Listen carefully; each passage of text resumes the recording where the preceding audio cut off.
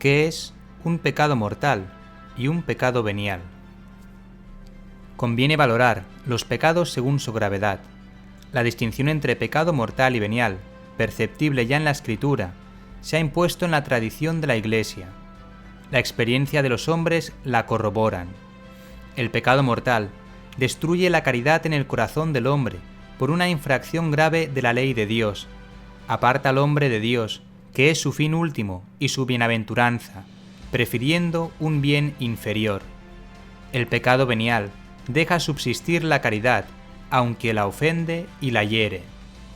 El pecado mortal que ataca en nosotros el principio vital que es la caridad, necesita una nueva iniciativa de la misericordia de Dios y una conversión del corazón que se realiza ordinariamente en el marco del sacramento de la reconciliación. Santo Tomás de Aquino nos dice: cuando la voluntad se dirige a una cosa de suyo contraria a la caridad por la que estamos ordenados al fin último, el pecado, por su objeto mismo, tiene causa para ser mortal, sea contra el amor de Dios, como la blasfemia, el perjurio, etc., o contra el amor del prójimo, como el homicidio, el adulterio, etc. En cambio, cuando la voluntad del pecador se dirige a veces a una cosa que contiene en sí un desorden, pero que sin embargo no es contraria al amor de Dios y del prójimo, como una palabra ociosa, una risa superflua, etc., tales pecados son veniales. Continuando con lo que nos dice la Iglesia, para que un pecado sea mortal, se requieren 3 condiciones. Es pecado mortal lo que tiene como objeto una materia grave, y que además es cometido con pleno conocimiento y deliberado consentimiento.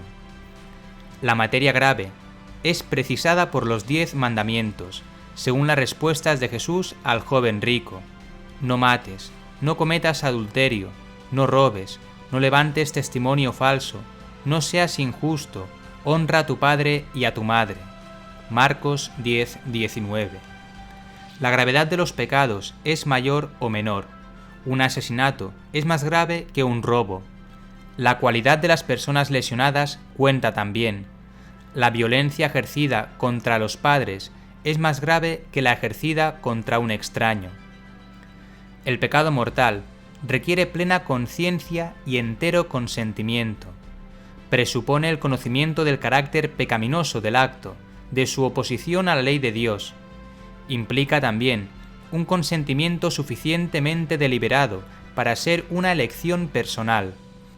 La ignorancia afectada y el endurecimiento del corazón no disminuyen, sino aumentan el carácter voluntario del pecado. La ignorancia involuntaria puede disminuir y aún excusar la imputabilidad de una falta grave, pero se supone que nadie ignora los principios de la ley moral que están inscritos en la conciencia de todo hombre. Los impulsos de la sensibilidad, las pasiones, pueden igualmente reducir el carácter voluntario y libre de la falta, lo mismo que las presiones exteriores o los trastornos patológicos. El pecado más grave es el que se comete por malicia, por elección deliberada del mal. El pecado mortal es una posibilidad radical de la libertad humana, como lo es también el amor. Extraña la pérdida de la caridad y la privación de la gracia santificante, es decir, del estado de gracia. Si no es rescatado por el arrepentimiento y el perdón de Dios, causa la exclusión del reino de Cristo y la muerte eterna del infierno, de modo que nuestra libertad tiene poder de hacer elecciones para siempre sin retorno. Sin embargo, aunque podamos juzgar que un acto en sí es una falta grave, el juicio sobre las personas debemos confiarlo a la justicia y a la misericordia de Dios. Se comete un pecado venial cuando no se observa en una materia leve la medida prescrita por la ley moral, o cuando se desobedece a la ley moral en materia grave, pero sin pleno conocimiento o sin entero consentimiento.